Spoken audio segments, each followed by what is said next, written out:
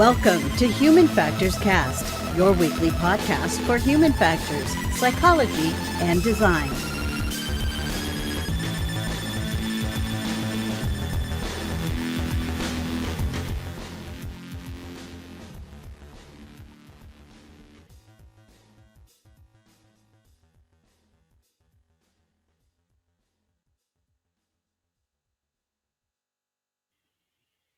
Hey, what's up, everybody? It is June 17th, 2021. This is Human Factors Cast, episode 210. We're recording this live. I'm your host, Nick Roome, joined by Mr. Blake Arnsdorff. Hello. How are you, Nick? There he is. I am good, Blake. Just a quick programming note before we jump into the news tonight. Just a quick follow-up to last week's show. We do have our most recent deep dive out there on the internet waves for your consumption. So please check that out. And we do have just a couple more spots left in our digital media lab. If you are interested in helping out the show or want to get involved, we do have a couple spaces left. So please feel free to reach out to us. All right. Well, we know why everyone's here. I think that was the quickest intro I've ever done. So let's go ahead and get into it.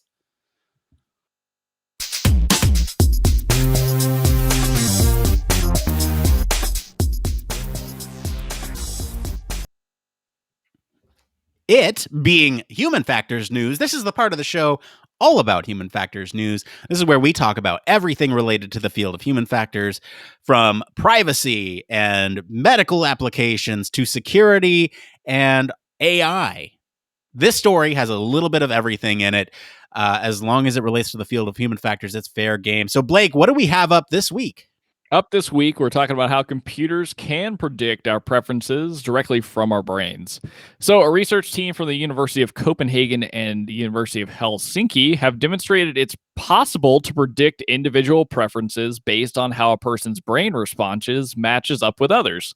So, this could potentially be used to provide individually tailored media content and perhaps even to enlighten us a little bit about ourselves or our own preferences. So we have become accustomed to online algorithms trying to guess our preferences from everything from movies to music to news and shopping.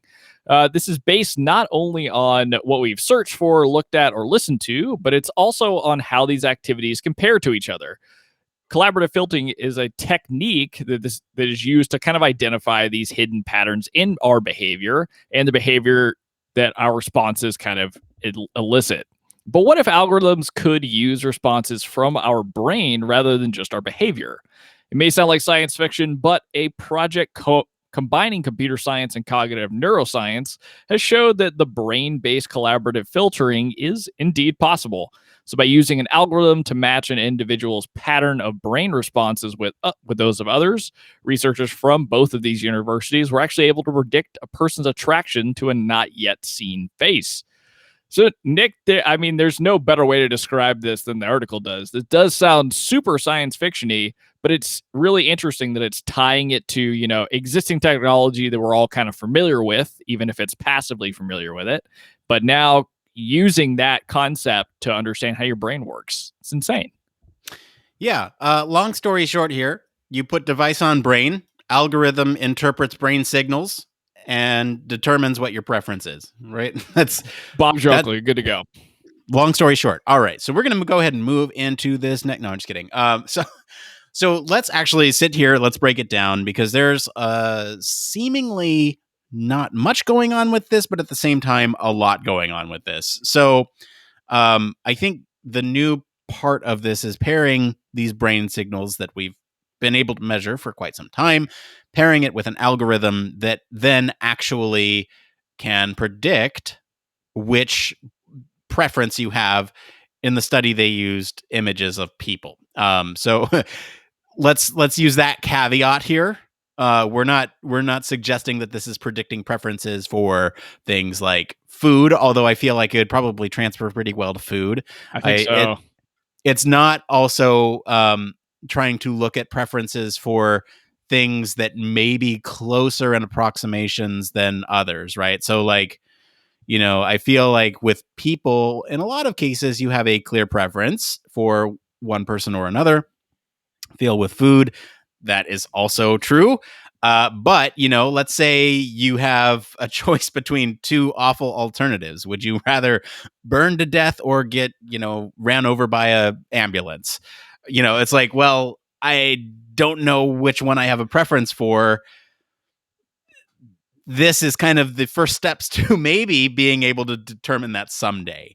Well, that's an interesting comparison, right? Because that's exactly what the article is talking about, is that it's kind of getting away from just behavior-based decision making or information gathering, and now it's using a little bit more than that. So it's not like based on what you're currently doing. It's, I guess, based on just electrical inputs and how that translates into what preference or choice you might make. So it's getting, I think, a little bit more predictive, if you will, instead of just like suggestions based off of old behaviors. Yeah, predictive is a loaded term, and it's a strong claim. And so let's make sure that we're talking about this appropriately. And the article suggests that they're predicting now what your preference would be based on your brainwaves. And up to this point, we're detecting these preferences. And I realize there's a typo in our little caption there. I'm going to fix that really quick. We're detecting these preferences. And now this article is suggesting that we are now predicting these. So it's kind of a leap to go from detection to prediction. But I think it's an important one because this is kind of that first stepping stone to that. Would you rather get burned alive or get hit by an ambulance? Right, both are not not good outcomes for you, but you must choose one. Right, like I think we're getting closer to that. So, you want to walk through how this is being done? Yeah, so let's talk a little bit about like what's been done prior, and then we'll talk about like how this is different.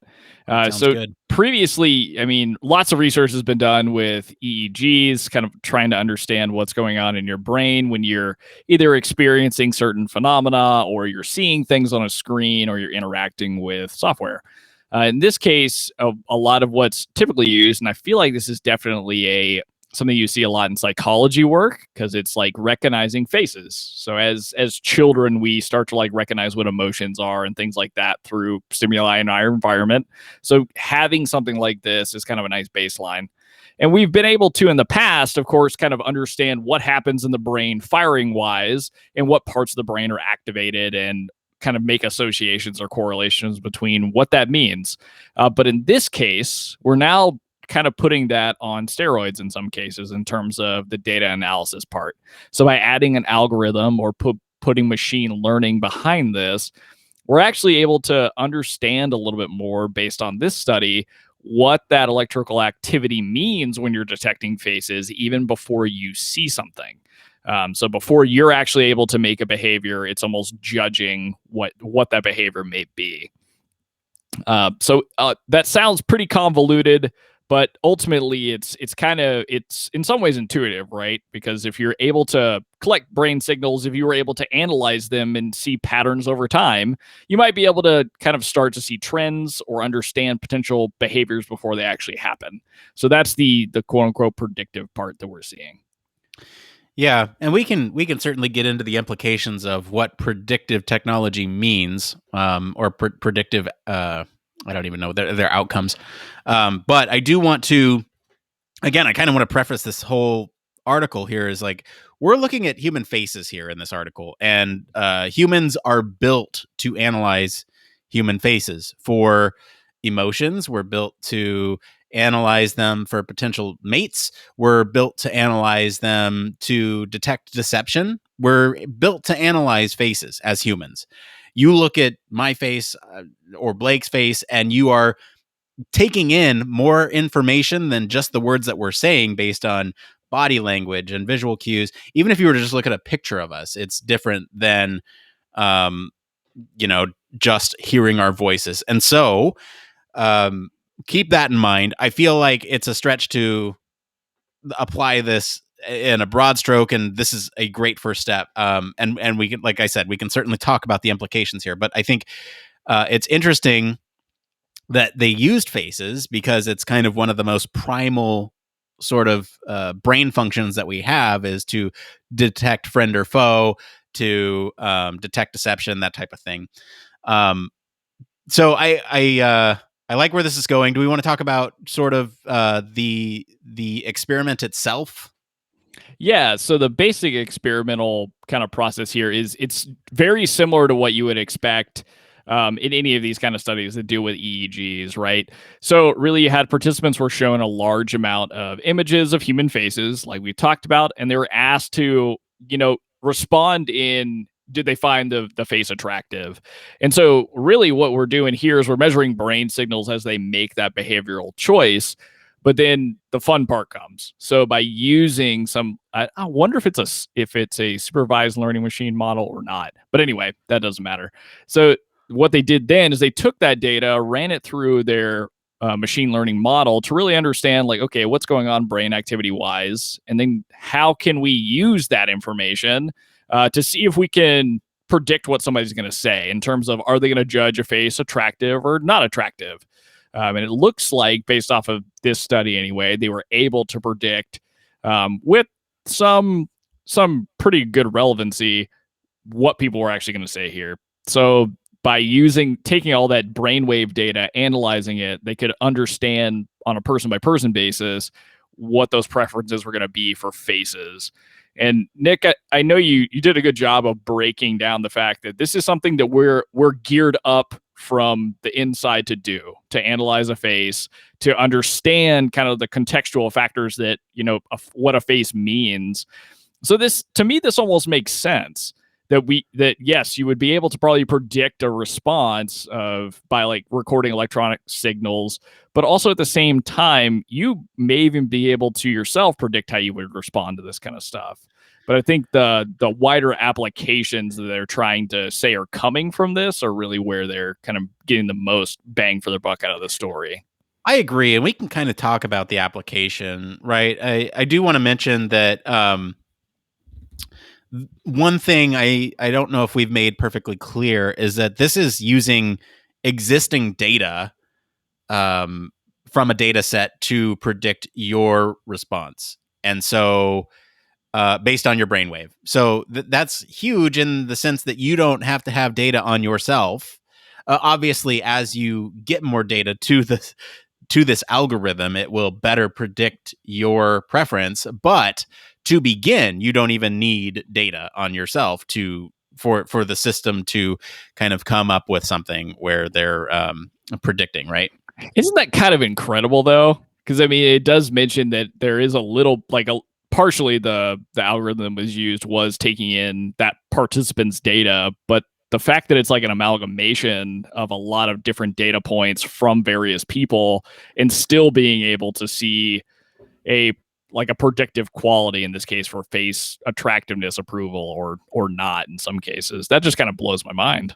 Yeah, it's nuts that they don't have to compare this against your own previous behavior or previous responses. And so that, I think, is the biggest thing here, is that they're taking brain signals and they are predicting what you will do based on a larger data set of brain responses. And so that in itself is really important. But let's talk about some of these applications here, because I think once you get beyond a primal function to detect faces, there can be some pretty significant implications here. And I think we can even start at face detection, right? I think like let's think about dating apps or something like that, right? So I can imagine a world where they're using these attractive faces to test this technique, and you could apply this to dating apps in the future.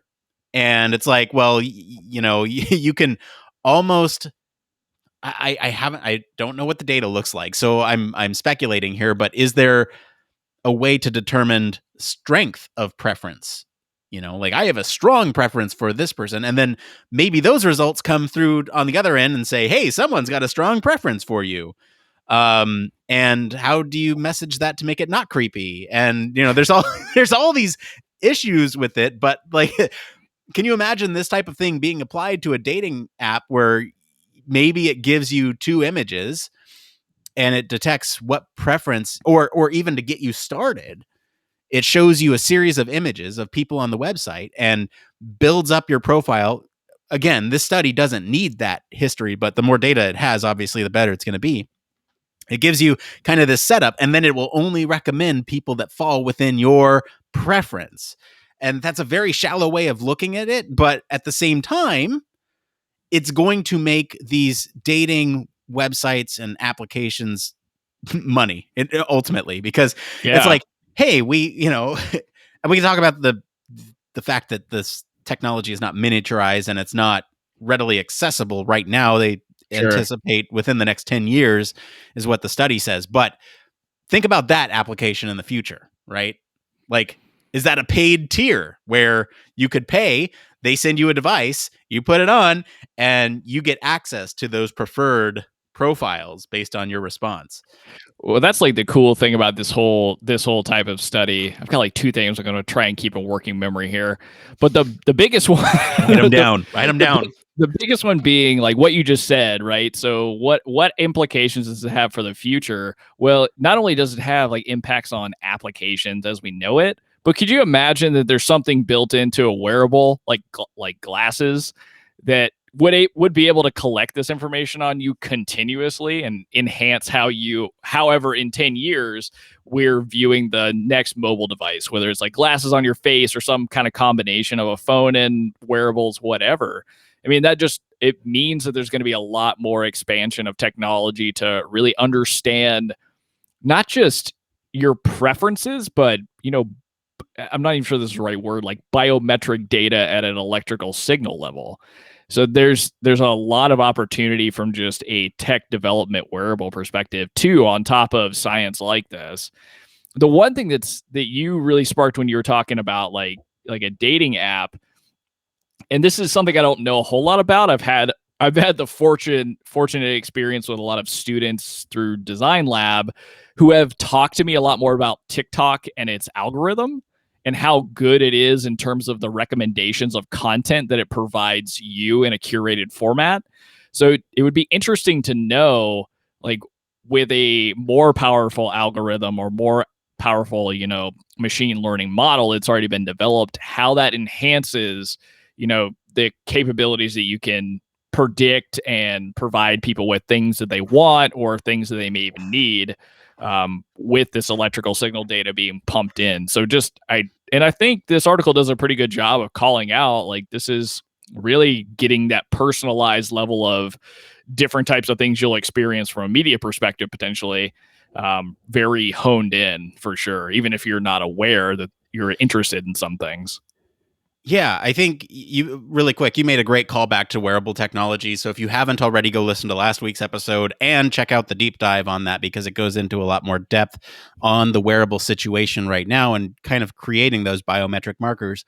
Now, I want to jump into, so we've kind of taken the direct application, right? Dating websites is kind of like an obvious extension of this research here because we're looking at faces. Now, I want to talk a little bit broader, and then we'll go even broader than that. So, like, let's think about people who are concerned with privacy, right? It's a big conversation.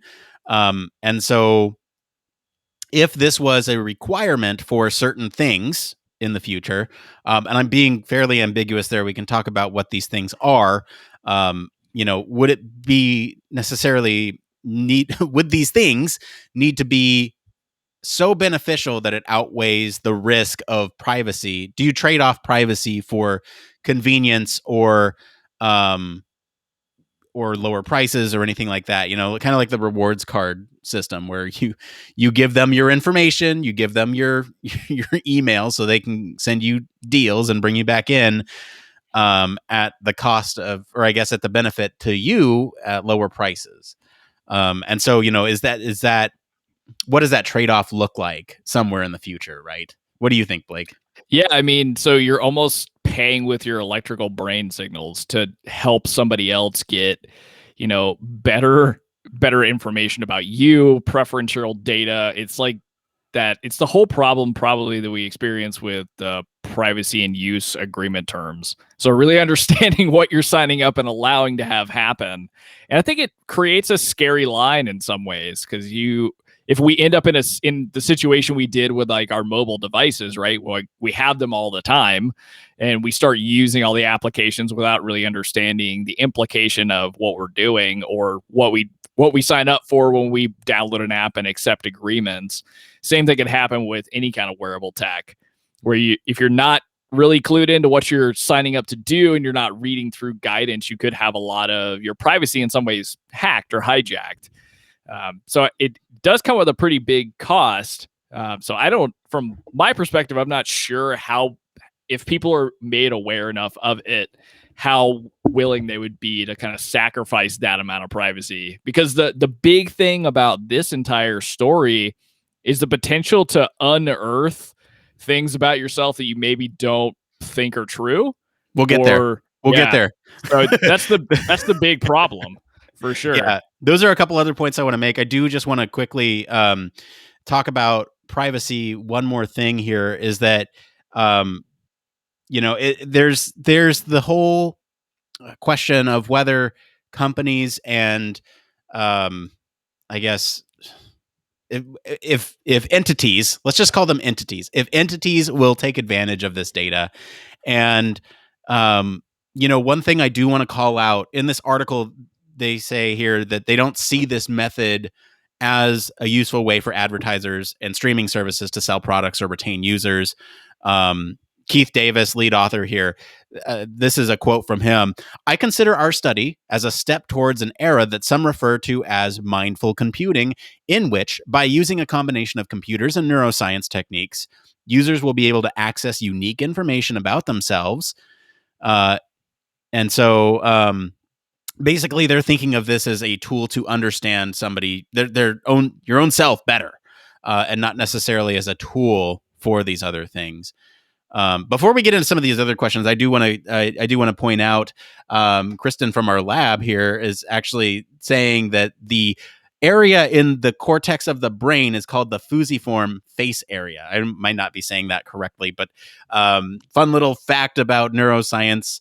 So thank you for that comment, Kristen. Really appreciate that. And so I want to get into a couple of these other questions here, or I guess not questions, but prompts, really, about the future of this. So we kind of took it from the most direct application with dating apps, and then we took it a step further with privacy. And then you alluded to, Blake, sort of this larger impact of what happens if these predictions don't match up with who you want to be or who you feel like you are. And so there's a couple questions here about how do we communicate preference?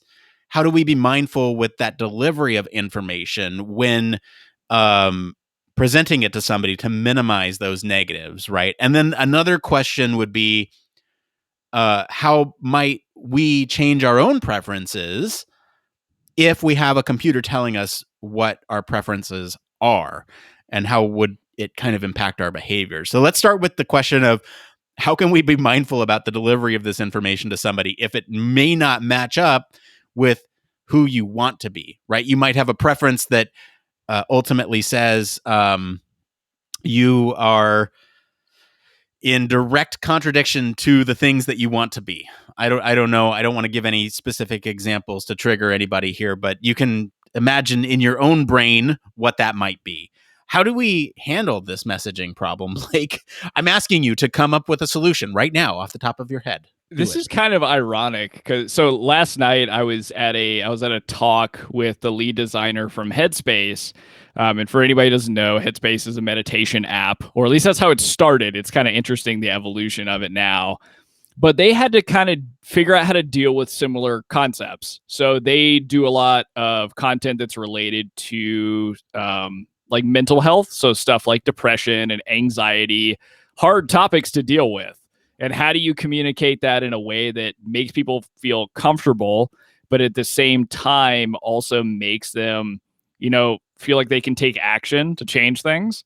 And through the talk last night, a lot of how this was done was like choice in voice actors, of course. But the biggest thing was the overall design of the applications that they were creating. So using a lot of And the easiest way to put it is friendly animations that made hard topics like depression or suicide or any of that stuff feel more like they could be approached, and kind of like showing the benefit of a specific, whatever you want to call it, like mediation technique for dealing with stress or dealing with anxiety. So I think it comes down to how this information is being used and presented, and in what form somebody's actually getting it. So if it's in the case, like, I don't know, it's kind of hard because we've only dealt with faces. But let's say that there was you were using a dating app and you saw that you thought you were, an attractive person or something like that. How do we communicate that information back to you in a way communicate that you're not? Well, how do you communicate that maybe you don't fit or you're not like, people that you're attracted to are not necessarily always attracted to you. So how do you communicate that in a way that helps kind of somebody either understand themselves a little bit better? So maybe there's personal sides of it or whatever it may be, but there's a lot of potential in this data that they're gathering, right? Because there's a lot of capability to have actionable insights about yourself that you maybe cannot uncover consciously without doing a lot of self work. So it definitely comes down to what application this is coming through, and then how that message is conveyed to you. Because at the end of the day, you have to be the one to accept, is this your reality, right? And it's kind of hard to understand, like, what this is taking my brain signals and basically telling me that I have different opinions or different thoughts than I actually do. And then what do I do with that information? So providing people also with actionable steps to correct behavior if they want to, or deal with it if they need to.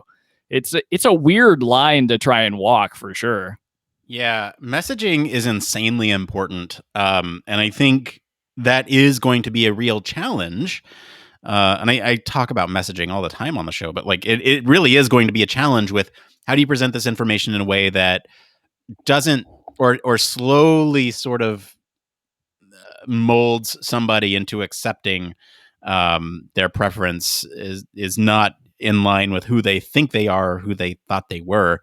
And so there's there's a couple things going on, right? There could be the instance where this is not who I want to be, and then there's this is not who I think I am. And that one I think is a little bit more scary, where you have this disassociation between your preferences or what you thought was your preference and what your brain is actually saying. And that might lead to a lot of people being confused, that cognitive dissonance, like that, that's so, yeah, I think messaging is important, but then also sort of the understanding how it came to that sort of conclusion as well, right? So not only the result, but how it got there as well, so you can understand sort of the algorithms that are taking place. Like it's really confusing because you can look at something and go, that makes no sense to me. How did you get that from my brainwaves?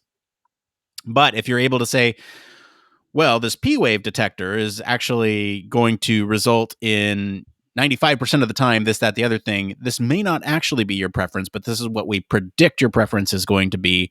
And so the communication piece is not just the outcome, but also the process of getting to that outcome so that people have trust in this algorithm. And we've talked about trust in automation before, and this trust in this algorithm is going to be hugely important.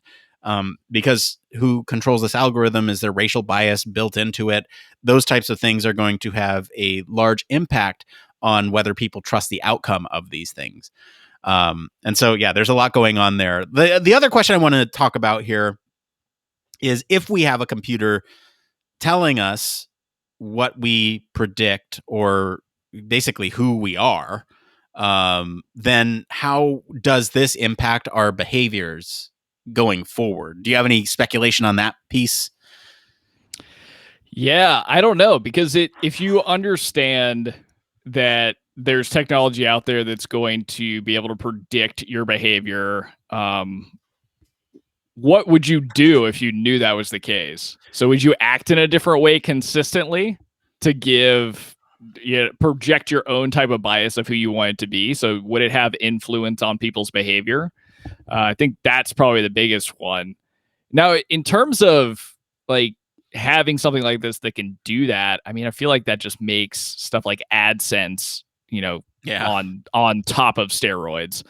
And so it in some cases it's gonna be, seamless like a lot of technology can be to the end user.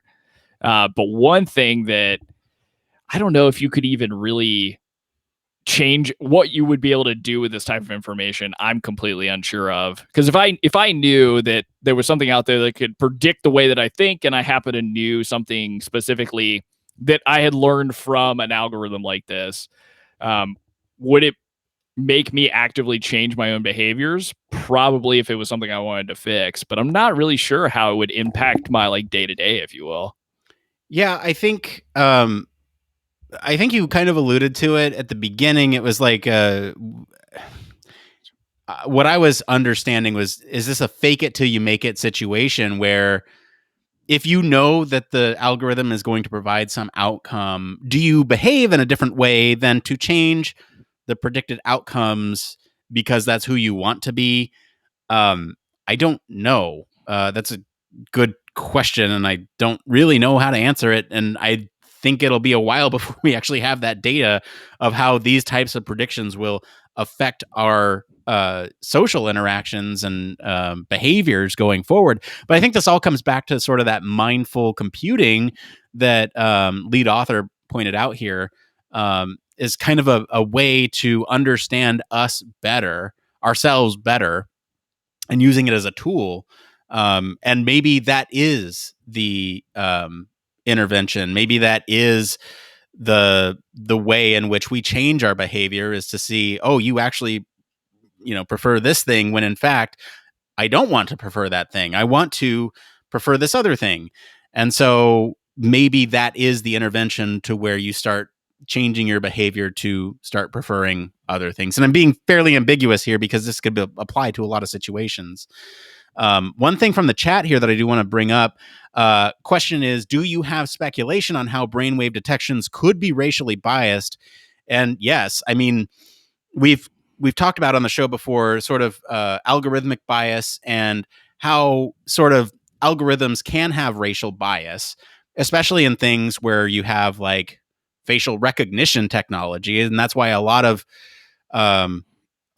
cities and laws are being passed to ban facial recognition until we have a better understanding of them until later. And I can imagine a very similar situation here, where let's say all of your test subjects are white. And so maybe you are only comparing preference of test subjects against a white data set. And so you might not necessarily have, you have a black participant or something, and they react to images differently. And we just don't have enough data in the data set to distinguish between, all that comes with differences in race, ethnicity, and culture, right? So that's, I think, the biggest danger with some of the racial bias being inherent or included in some of these algorithms. Blake, any thoughts on that? Yeah, I mean, unfortunately, it's just a problem that machine learning has to deal with before we can really assume that any other technology that's built on top of it is going to have any different outcome.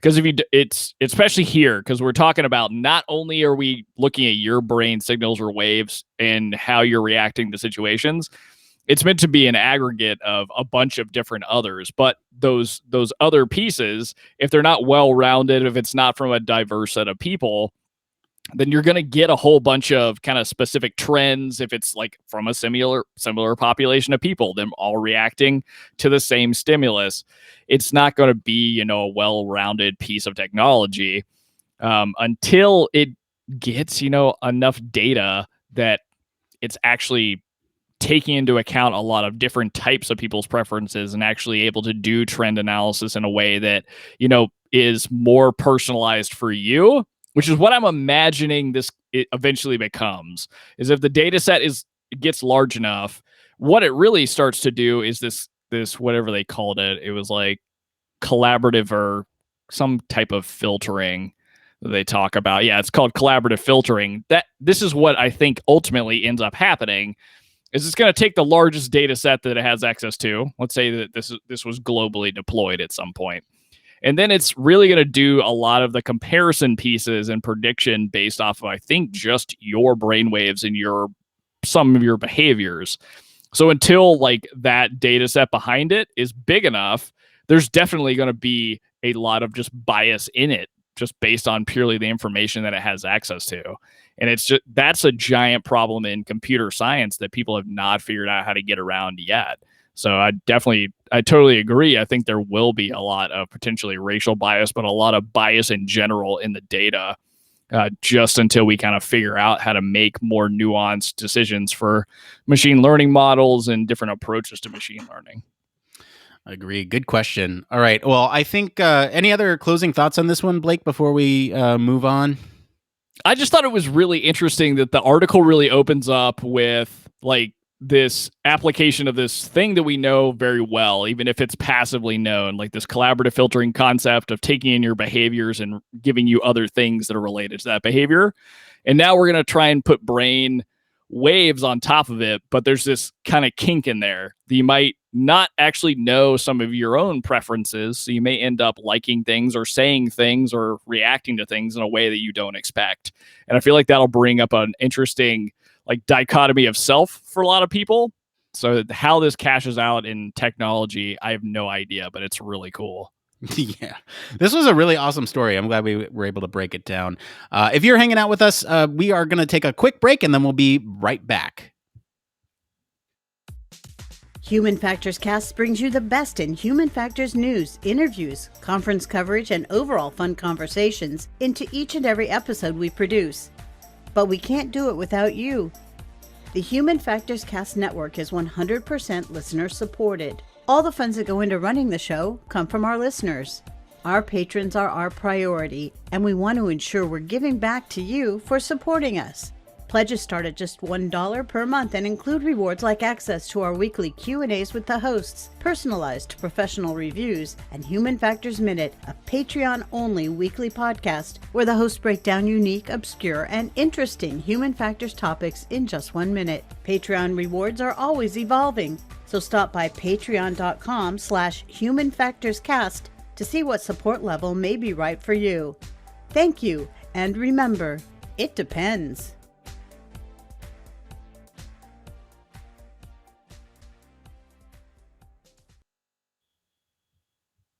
Huge thank you, as always, to our patrons this week for selecting our topic, and thank you to our friends over at the University of Copenhagen for our news story this week. If you want to follow along, we do post those links to the original articles in our weekly news roundups as we find them. So join us over there on our website, or we post them in our Slack and Discord as well.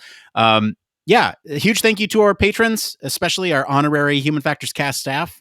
Michelle, Tripp, patrons like you keep the show running, keep the lights on. So thank you all so much for your continued support.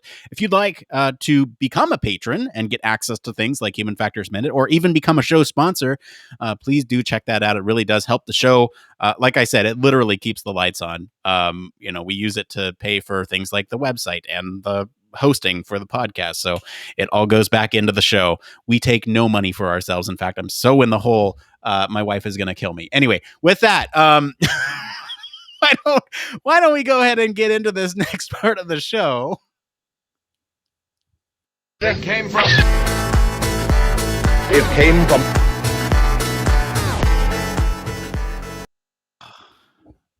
I'm such a loser. My wife is going to kill me, and that's such a stupid graphic every time, every week. Anyway, let's switch gears and get into this next part of the show called It Came From. This is the part of the show where we search all over the internet to bring you topics that the Human Factors community is talking about. Anything is fair game.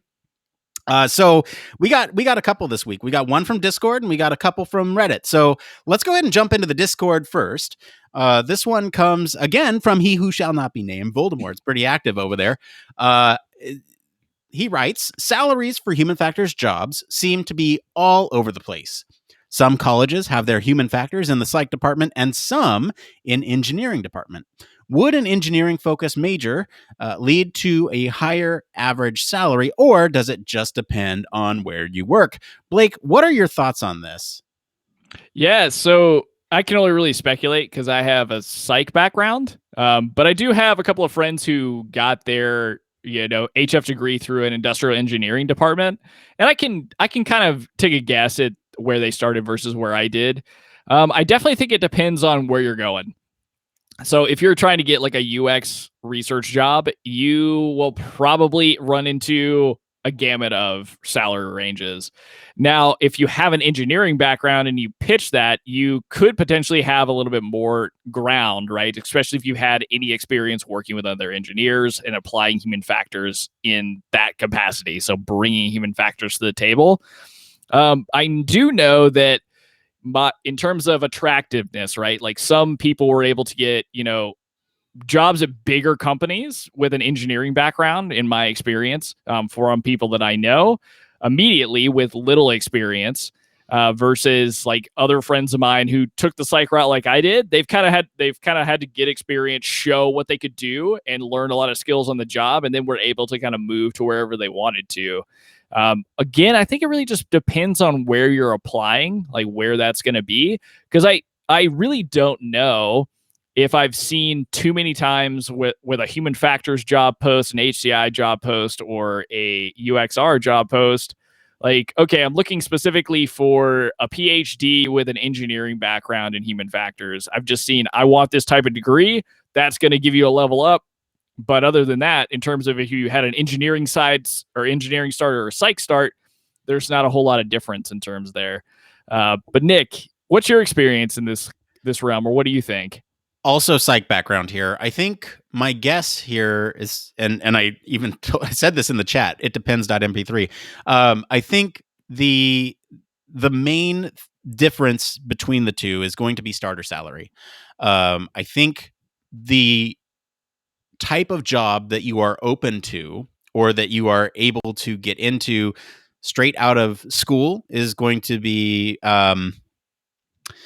it's going to be different based on which experience you have. With an engineering degree, I feel like you probably have access to higher tier or higher salary jobs right out of the market, where a psych background may not have that.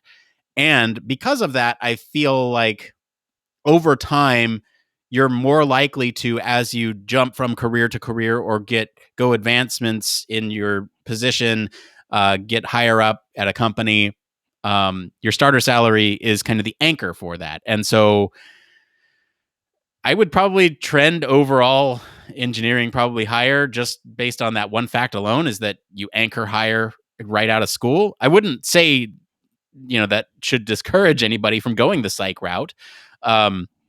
I think it does depend on the type of industry that you're in. And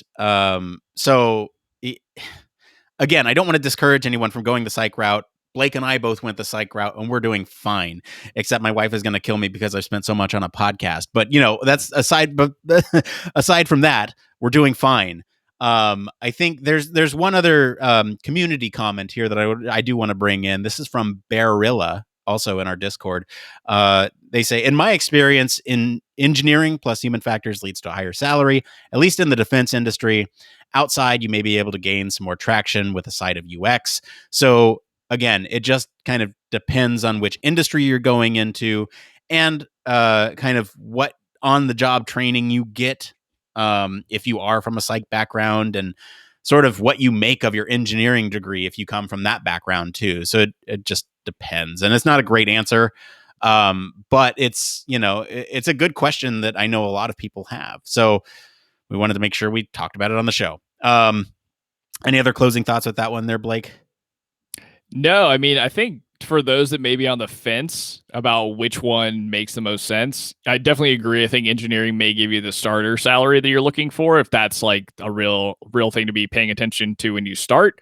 But I think in terms of which one makes more sense to do, I would just look at the programming content for whatever degree and see which ones align with your interest more. Because you may find that the engineering stuff just really excites you. Or you may find that there's like psych sides and like the data analysis part there that focuses heavy on quantitative, may be really interesting as well. So I think I would weigh all that stuff kind of in the balance. Yeah, I think one more comment on this. I think they give you different skill sets engineering gives you a skill set of how to approach a problem from a practical perspective. It also gives you skill with writing very objective things like requirements. And so that can really help out. I think psychology gives you a more loose toolkit of being flexible with how to approach a problem. And these are broad generalizations here. I'm not trying to say all programs are like this, but at least I know they kind of approach problems in a different way, and they complement each other very well, which is why human factors is kind of the perfect confluence of both, kind of industries. And so take that with what you will. Anyway, let's get on to this next one here. Thank you, Voldemort, for that question. This next one, what made you decide to take up HCI? This is from the the HCI subreddit, but we'll go ahead and apply it towards human factors. This is from Advanced Page. They go on to write, I'm just curious on how you end up taking up HCI or human factors in this case. What inspired you or motivated you to take this path? Blake. Here we go. This will be fun. Origin story. Yeah, we'll make clips out of this, I'm sure. So just a little background of myself, and I feel confident that I can say this now because it's been so many years. So I am a failed aerospace engineer. Like, that was my background. That's what I went to school for originally. Like, that was what I was going to do. I was going to go work on planes at Boeing. And in some ways, I got really bored with some of the engineering classes. I just wasn't interested in stuff that wasn't application based. So I fell into psychology. Funny enough, through somebody who I actually have worked with recently. He used to be a professor at Auburn, where I went and got my undergrad. But so I was on the track to go get a PhD in animal learning science. Luckily, my advisor at that point, she looked at me and said, I know what you were doing before this. You have a passion for how things work and machines and computers. Like, I really don't think you're going to be happy doing animal learning psychology with me, even though you're, one of my proteges or whatever. And she recommended this thing I had never heard of. That happened to be human factors. And so I looked into it because I didn't know what it was. It wasn't like now where I have friends that have, bachelor's degree in HF. But when I looked into it, the program that I ended up finding and getting inspired by was California State University Long Beach's program, which had a very deep connection with aerospace, specifically NASA. So that blended a bunch of passions together. Like, now I was bringing psychology, engineering, and aviation all into one place where I could learn how to make stuff better for people, like whether it's pilots, people learning to fly, whatever. In my case, it was ATCs and doing other flight deck design stuff. But it was just an awesome blend of all the things that I, by happenstance, had fallen in love with as I went through school. And so human factors was just a great way for me to kind of find a career, I guess is the best way to put it. But definitely came upon it by accident completely. Yeah, that's kind of how I got here. How about you, Nick? That's Blake's origin story. Mine is actually surprisingly similar to yours. And it's funny that the best mentors are the ones that steer you in the direction, even though it's kind of against your will. So, or not necessarily against your will. Anyway, but my point is, my origin story is kind of like this. It's almost like a failed social psych student, where I was in social psych and I couldn't really find, I still love social psych. I couldn't really find a niche that I enjoyed in it. And so, except for messaging, I really enjoy messaging, which is why it's important. I worked in a social psych. Yeah, I worked in a social psych lab. And it was getting to be that time where I was looking at grad schools, and I was like, geez, I don't feel like I have that passion for a lot of these. I'm just looking for that higher education because it's the next step. And, I even applied to the program that I was at in my undergrad with my mentor, and he basically said, no, I'm not accepting you. And I was obviously very hurt by this. And, he said, I want to have a meeting with you to explain why. And so, he explained why, which was, look, our interests are not compatible, and I want you to fly. I don't want to hold you back by you doing things that are just for me in my lab. I want you to do things that you enjoy. And there was a professor here, this is his words, there was a professor here a year ago that was very much in line with your interests, and he moved to another school. And so I looked at that professor. Sure enough, he was a psych professor, but it was in a human factors program up there. And so I got the human factors curriculum working with that professor. He ended up being one of the best mentors I've ever had in my life, and would recommend him to anybody. And kind of, it was the professor that led me to the human factors program. Or I guess it was the professor that led me to the interest that led me to the human factors program. It was all on accident. It just so happened that the professor that I wanted was in the human factors program. And so I fell in love with the coursework while I was in it, and everything just felt right. And so that's my origin story right there. It just kind of happened, right? It seems like that's a common case, is that a lot of people just fall into human factors.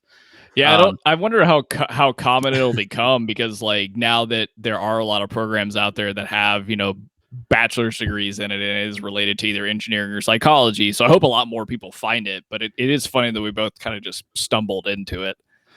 Yeah. All right. Well, let's get into this next part of the show that needs no introduction. It's One More Thing. It's where we talk about one more thing. Blake, what do you got up this week? All right, this week. So anybody who's listening, I need help. I have started developing Chrome extensions, and I deployed one for a course, and it's cool. I really like it. I have an idea for one that I'm going to make that's very like selfishly oriented, but I'm trying to source out ideas for my first real piece of open source software that I want to be a Chrome extension, because it's easy to build. There's built-in data storage behind it. So if you could, anybody listening, think of things that you wish you had access to in Chrome, or things that would make your life easier. And feel free to reach out to me through either social media at Don't Panic UX on Twitter, Instagram, or come into our Discord and just DM me directly.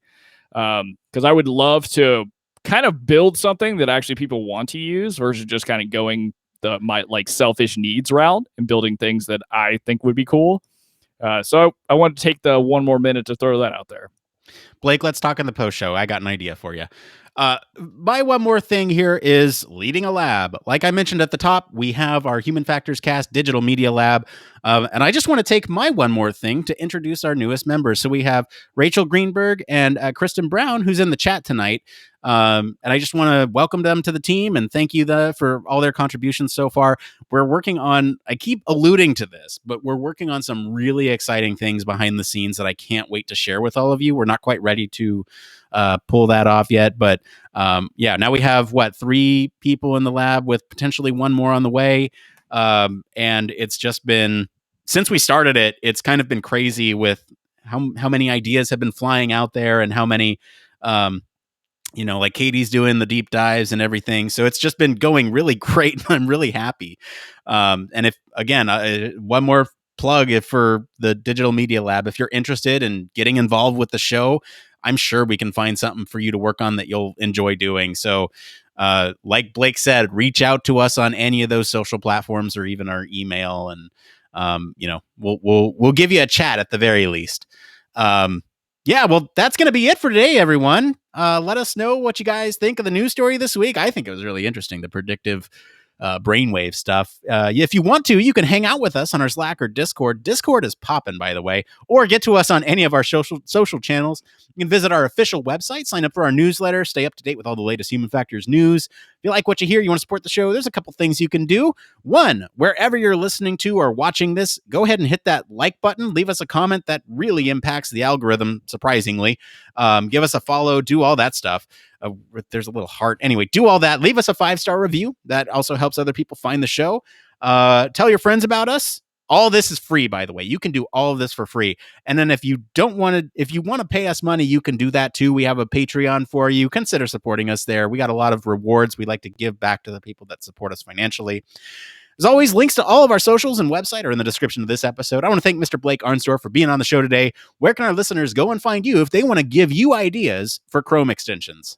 Y'all can find me across social media at Don't Panic UX, or in our Discord at Blake. As for me, I've been your host, Nick Roome. You can find me streaming on Twitch Tuesdays at 1 p.m. Pacific for office hours, and across social media at Nick_Roome.